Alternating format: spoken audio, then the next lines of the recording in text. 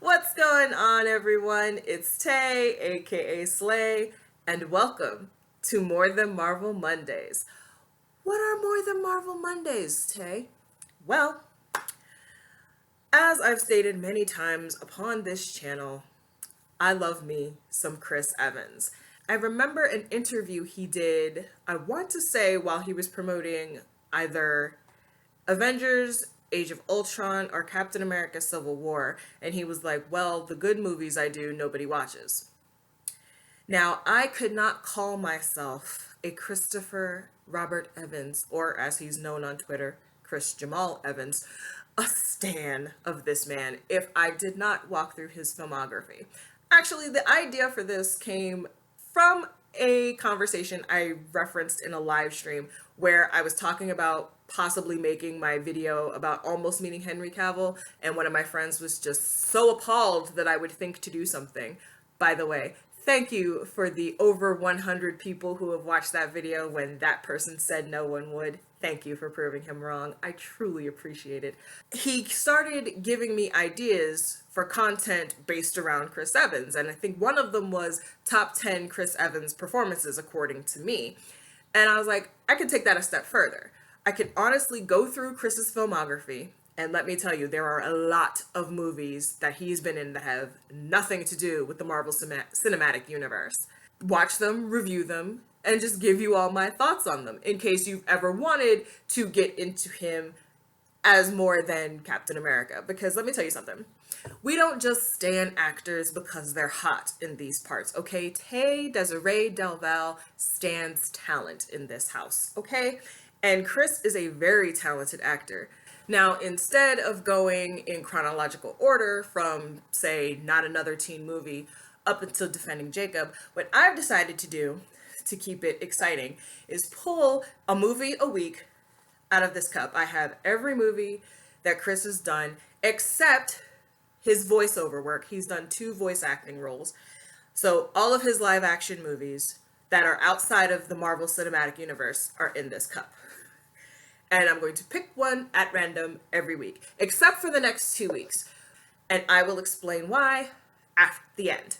So, this week, let's just go ahead and get into the movie I watched to kick everything off.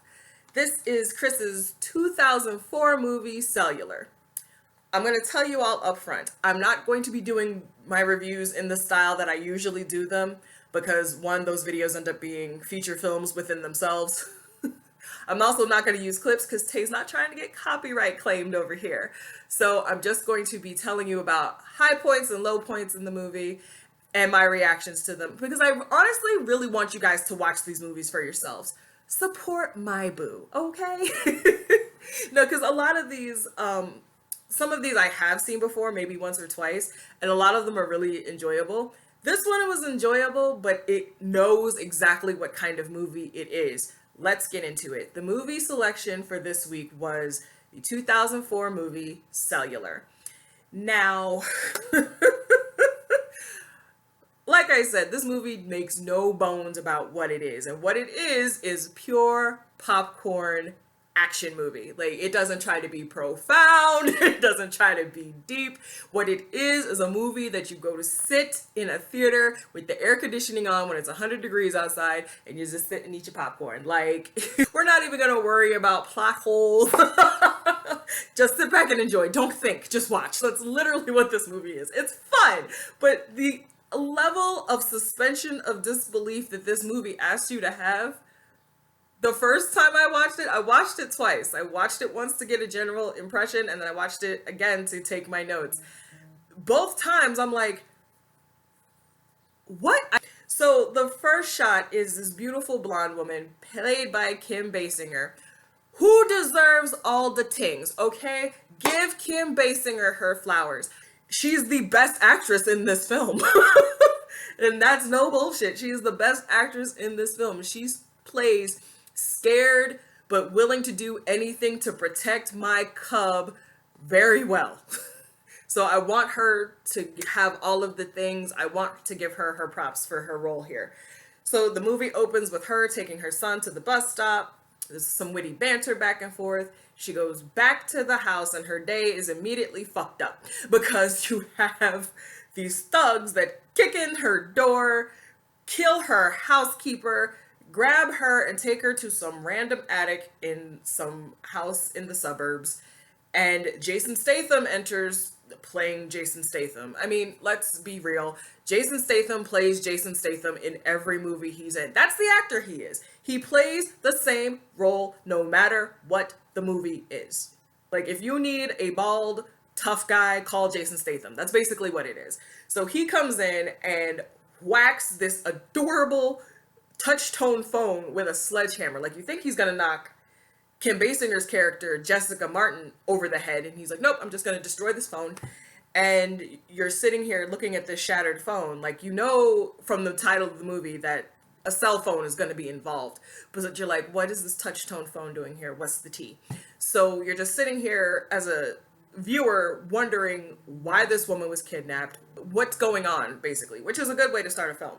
A little bit after Jason Statham's character leaves, you see that she gets the idea to start putting the wires together to try to get a signal, to try to get, to try to get the phone working in some way. And it's like, how did she get that idea?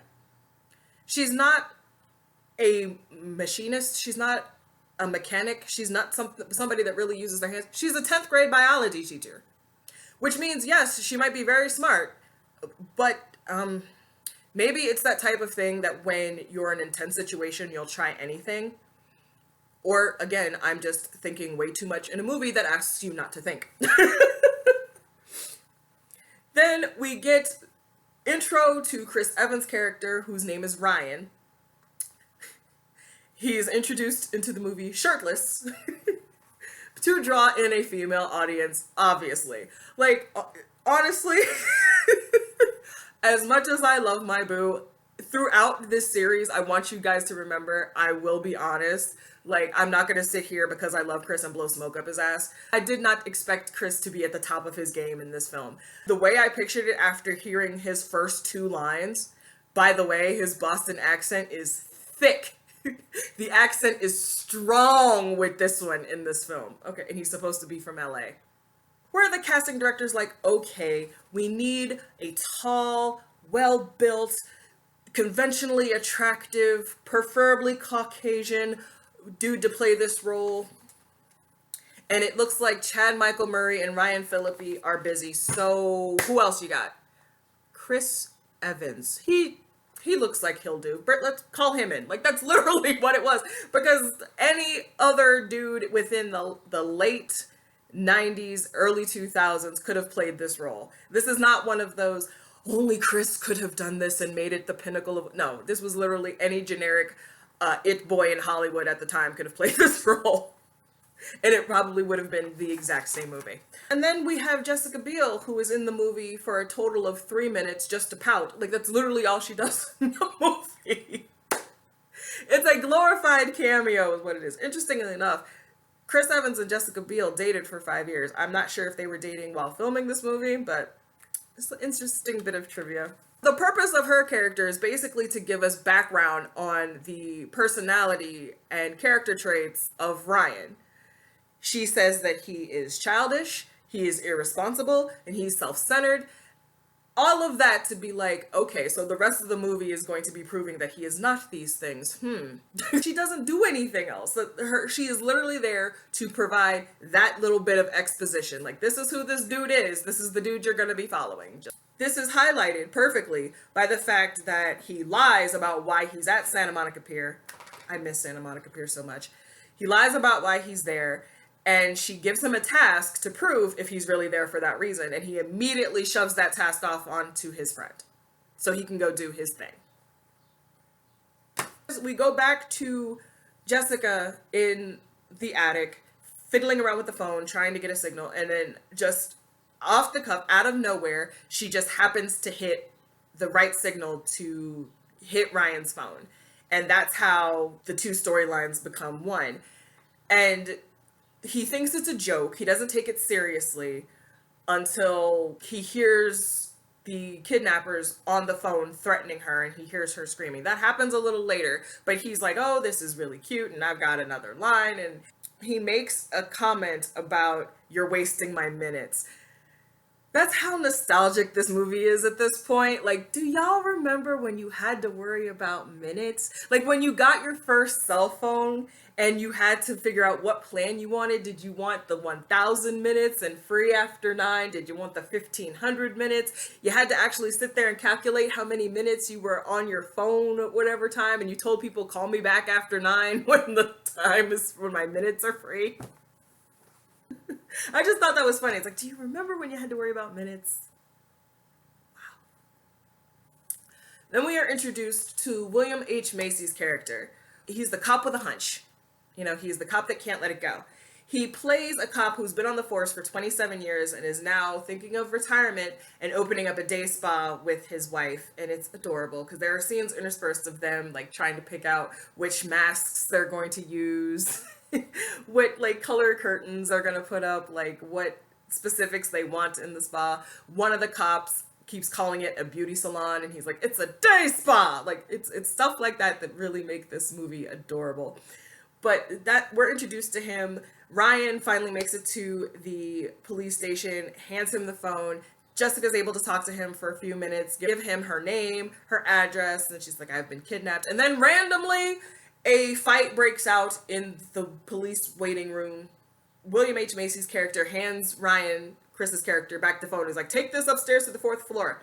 Now, a lot of the drama in this movie comes from the cell phone itself, meaning if we lose signal, we might lose Jessica and we might not be able to get her back again. So who knows what will happen. We don't want to break the cell phone. We don't want to have the phone go dead.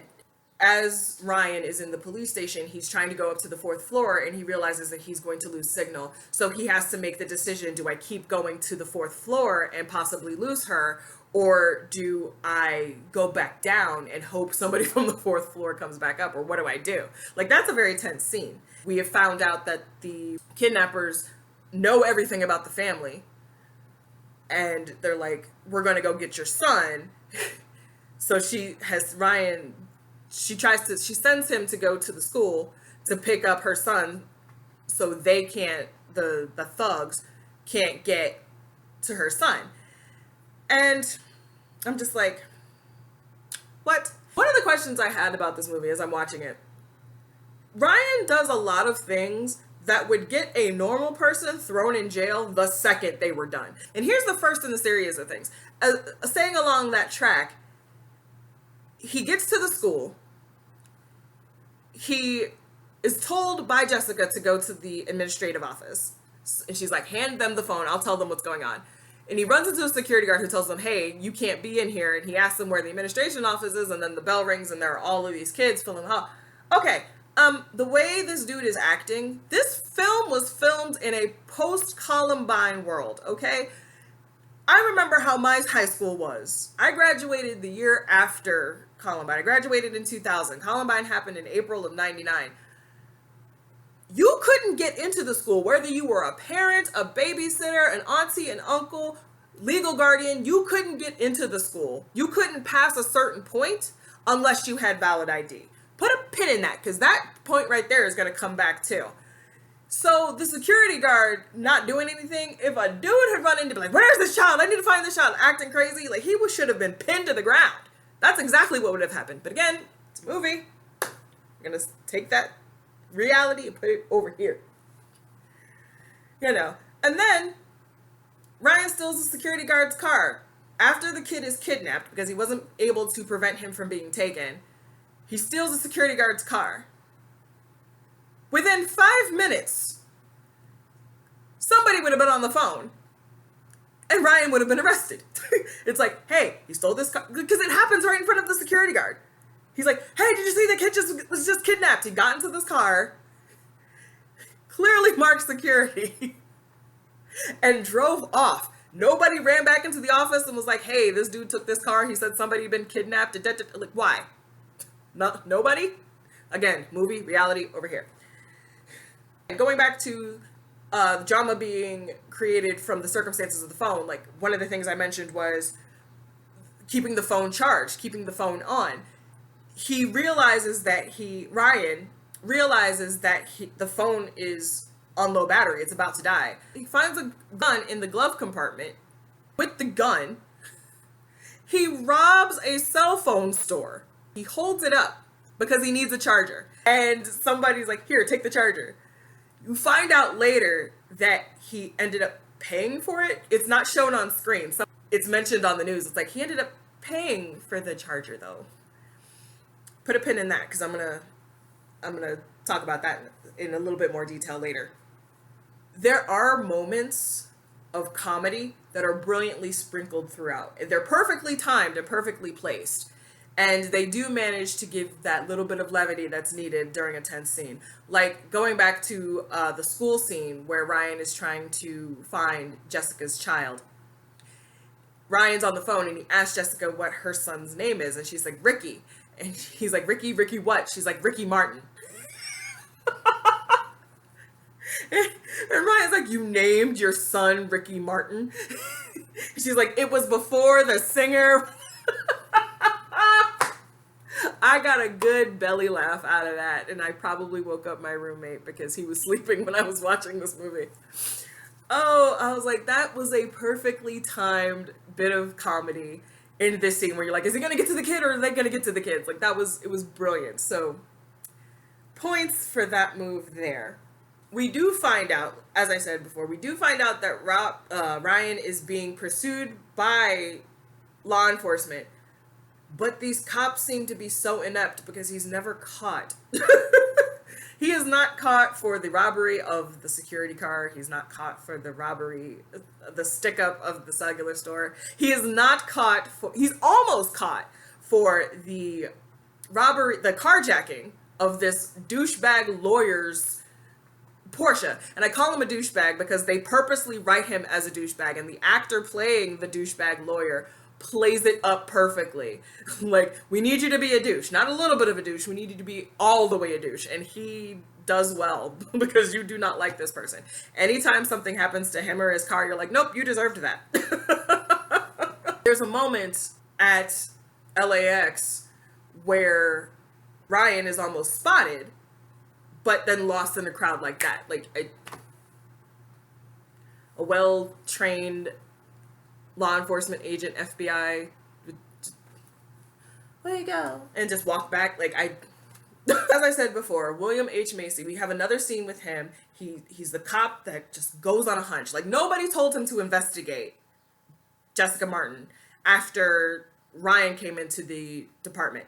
He's getting ready to go home and he's just like, I don't feel right in my soul. Let me at least check this out. So he goes into, he uses his access to police computers and looks up the address that was given by Jessica when he did have the phone. And he goes to the house and somebody pretending to be Jessica answers the door. Of course, he doesn't know she's pretending, but she answers the door and he's like, okay, everything's fine.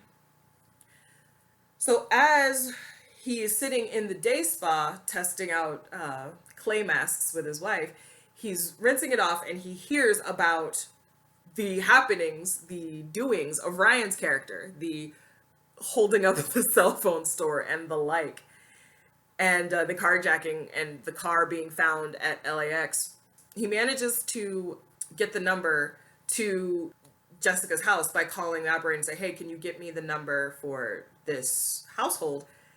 And he hears the voicemail, and it's Kim Basinger's voice, not the voice of the woman that answered the door. And he looks at his wife and goes, she had an accent. And immediately, oh, shit's about to get real. He's on that trail. Take a pin out of nobody is asking for ID. Okay, there is a scene, as I mentioned before, at LAX.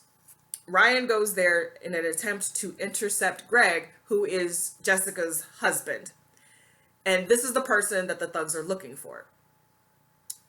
And she tells him what he's wearing, and he can't go past a certain part of the airport. Like if you've flown within the last ever, you know that only people who are arriving and departing can enter into a certain part of the airport. Like, you can't go to the gates and wait with anybody anymore. This was filmed in a post 9/11 world. Ryan is able to pickpocket a boarding pass, use that boarding pass to get through the gate. There's no ID. He doesn't flash an ID. He just shows the boarding pass, and it's the name of some French person. And there's a moment of comedy. Chris says, "Oui," and just walks away.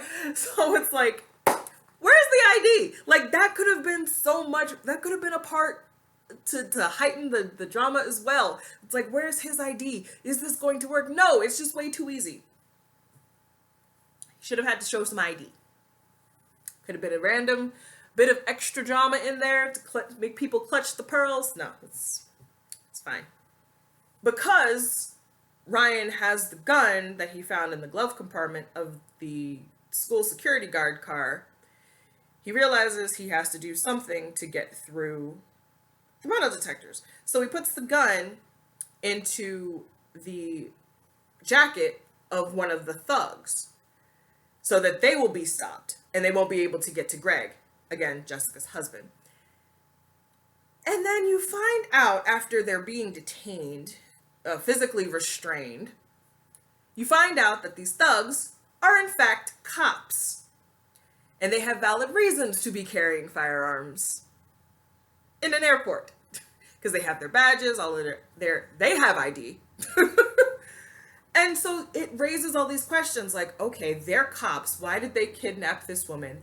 Is Greg some sort of criminal? Is he involved in some criminal activity? Because he seems to be some sort of straight-laced dude. Like, is he some sort of money launderer? Does Jessica know? Is she involved? Because Jessica keeps saying, my family's done nothing to you. You've got the wrong family. This is a mistake. So I'm like, was he into some dirty stuff and kept her completely in the dark? What is the tea? You find out later, because they do get a hold of Greg and they make him take them to his safety deposit box, which has something that we don't know. We don't know if it's money, if it's cheat codes, if it's some sort of family heirloom. You don't know what it is. But Ryan decides that he's going to try to intercept it because Jessica keeps saying, don't you get it, Ryan? If they get what they're after, we're all going to die.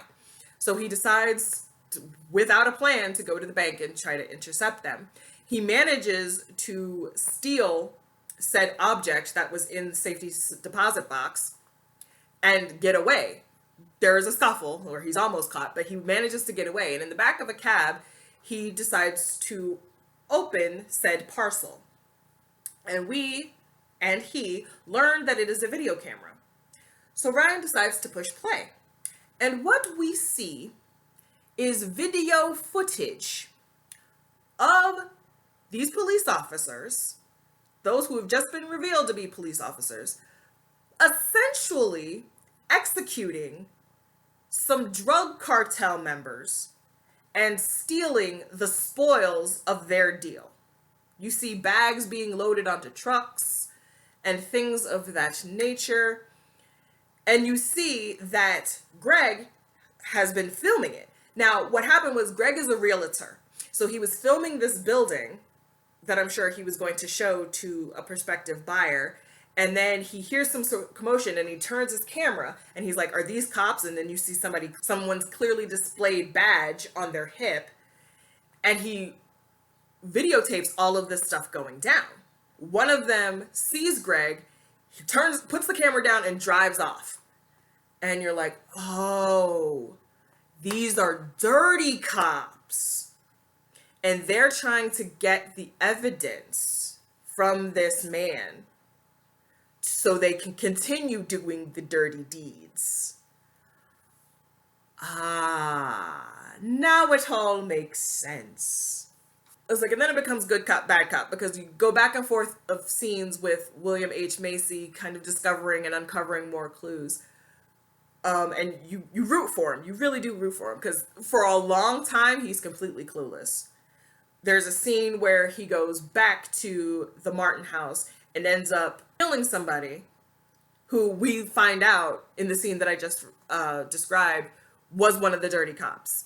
One of the cops shows up on the scene and he's explaining to him, he's like, I didn't even know, I clearly identified myself as a cop. And you see this other cop, like, did she say anything, did she mention anything? So, and he's like, no, and you're just hoping that he slips up, and you're like, no, he's a dirty cop, you gotta do something, you gotta save Jessica. Like that moment, I had those moments, I'm not ashamed to admit it.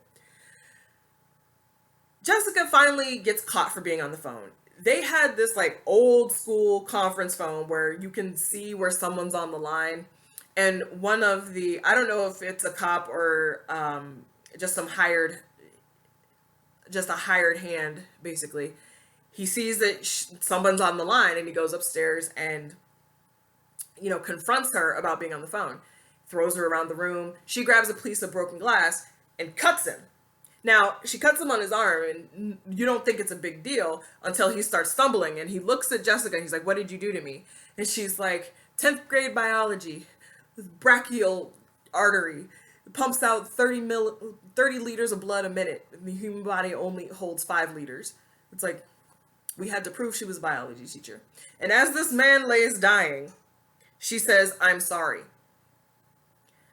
Now, remember when I said that there seem to be this noble gestures within these deplorable acts that some of the characters commit? Let's take the pin out of that one. Because, like I said, as this man lays dying, she says, I'm sorry. You find out that Chris's character, Ryan, paid for the chargers that he held up the store for. And as he carjacked the douchebag lawyer for his Porsche, he said, I'm sorry. There's actually a scene where he has to turn back around because he was going to lose signal if he went through a tunnel. He managed to get back out, and he passed the lawyer again, and he's like, I'm sorry. It's like, okay. It's really like the writers had a conundrum, and they were like, listen, we have to keep the audience rooting for the characters.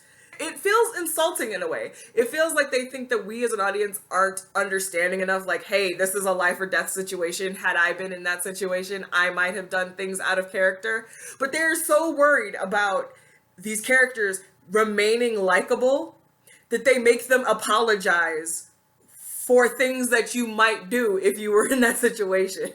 It's almost like the characters themselves are like holding up a sign to the audience, like, these are extreme situations and normally we wouldn't do these things. So we're going to remind you that we're at heart good people by apologizing for hurting people or destroying property or scaring folks.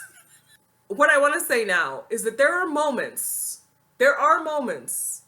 where Chris gives us acting. There's a moment where he decides to get on the phone with the kidnappers, the dirty cops, and tries to persuade them to meet with him so that they can make the exchange. He's like, I'll give you what you want if you let the Martins go. And he hangs up on them because they're not playing ball. He's sitting in the car waiting for the phone to ring. And as you see him tense up and he's like, ring! It's like, all right, there we go. There's a bit of acting.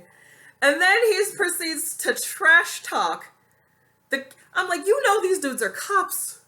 There is even a line where after he watches the video where he's like, I'm a dead man.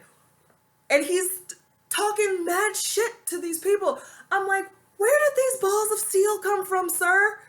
In what way did you become emboldened? I mean, his resourcefulness and quick thinking are shown several times in this movie. And I'm sitting here like, okay, if he's so smart and so tough and so quick-witted, why is he not doing more with his life? They make arrangements to meet at Santa Monica Pier. And Jessica Biel comes up out of nowhere because there's this whole thing where they can't remember what. She inadvertently exposes him because he covered himself up with a jacket. And she pulls the hood that he'd been wearing to conceal his identity off of his head and starts pouting at him for another 30 seconds. She's such a bad actor. She is. I'm not ashamed to say it. She's such a bad actress. There's a moment where you think she might be hurt, and William H. Macy's character, I think his name is Bob, comes up and he's like, hey, I remember you from the station this morning. You were right. She's in trouble. Here, this guy is going to take care of you, still not realizing that the cop that's standing next to him is a dirty cop, and pretty much just brought him along to help them identify Ryan. The other cop was like, "Who is she?" And he says, "I've never seen him before in my life," in an effort to protect her. You need the stakes to be a little bit high for Ryan, because so far they haven't been, other than, oh shit, I'm going to go to jail for everything that I've done today. But you needed some personal stakes, so bringing in that they might hurt my ex-girlfriend, I get it.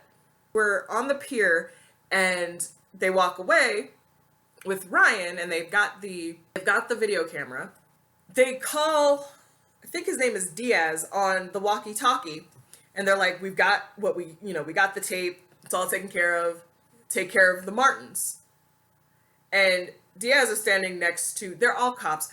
Diaz is standing next to William H. Macy's character, and he hears everything and he realizes what's going on.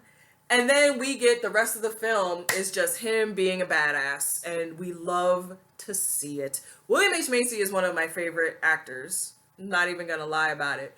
We love to see it. We love to see this man he's smaller than everybody else. He's smaller than the dirty cops. So to see him be like, "We about to whip some ass," you're here for it. And I love the last 10 minutes of this movie because, it's classic action. You have chasing, you have ultimatums being fired off, you have, ass kicking happening. It's glorious. It's everything an action junkie would need in a film to be satisfied. And you have the surprise moments where Jessica decides that she's going to do what she needs to do to be with her family and choke out one of the cops so that they can get away. I was actually surprised that she wasn't choking him, going, "I'm so sorry," because of what we saw earlier. But she does what she has to do, and we find out that he didn't die. He just passed out. And right as he's getting ready to shoot the family, Ryan shows up, beats the shit out of him. And then this is my favorite moment in the entire film. You hear Jessica's quaking voice go, "Ryan." And you see him look at her, and they run and they hug each other. That moment when they finally meet and they embrace is a powerful one. That is my favorite moment in the movie. She is finally seeing the face of the young man who risked everything and moved heaven and earth to help this person that he did not know. And he's looking at this woman that he just went through this entire ordeal with, and he's holding her, and he's like, "It's okay, it's okay," and I'm like, it was all worth it for this. As a viewer, I don't know if he thinks that I don't know if Ryan's sitting there at the end of the day like, "Oh God, this was all worth it. I saved lives." As a viewer, like, that moment right there made everything else incredibly satisfying. Even the parts where I'm just like, that wouldn't happen in reality, but it made it worth it because why? I am a huge sucker for stuff like that.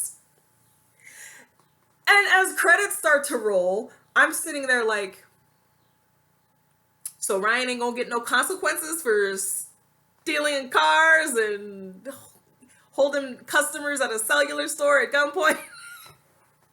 Not even a fine. We don't get any kind of epilogue where he goes to court and he's like, "Because you were doing this in order to save this person, you get 90 days suspended sentence, house arrests, something." No? Okay. Click. And that was my experience with Cellular. Honestly, this is the kind of movie that I would put on if I just need to see Chris's face, or I need something to be playing in the background as I cook or clean. Like I said, I'm not gonna shit on this movie. It's not the worst movie that I've ever seen. Like, I've seen plenty of horrible films with much worse acting. It's a summertime popcorn flick that got made because somebody had the money to make a movie. They had an interesting idea, to showcase technology that was just becoming mainstream at the time, and the studio gave them money, and that's what we got. Do I recommend it? Sure. If you just want to have some fun while watching a movie and not expecting, high drama, high art, anything thought-provoking, just pop in this movie when you want to have fun. That's what I have to say about it. So next week, I will be watching and reviewing Snowpiercer. This movie got made into a series that is now on TNT. I believe the premiere was last night. I don't have cable, so I won't be able to watch the series and give any, are there some cinematic parallels? How does it compare to the film? I'm terrified to watch this movie because of my good sis on Twitter, Steph Will. Hey, Stephanie. She watched it and live tweeted it, and there were some parts that she tweeted about I don't know if I'm going to be able to recover from. But I'm going to get into it. Also, I'm told that the director of this is the same director from the film Parasite that won Best Picture at the Oscars this year. So why not? Let's just get right into it. I will put my fears aside and do it for the greater good. I hope you enjoyed this video. I certainly enjoyed making it. Please be sure to like, maybe share, comment, and subscribe. All of those good things. I know there are a million videos you could have watched today, so I humbly thank you for coming to Slay. Later.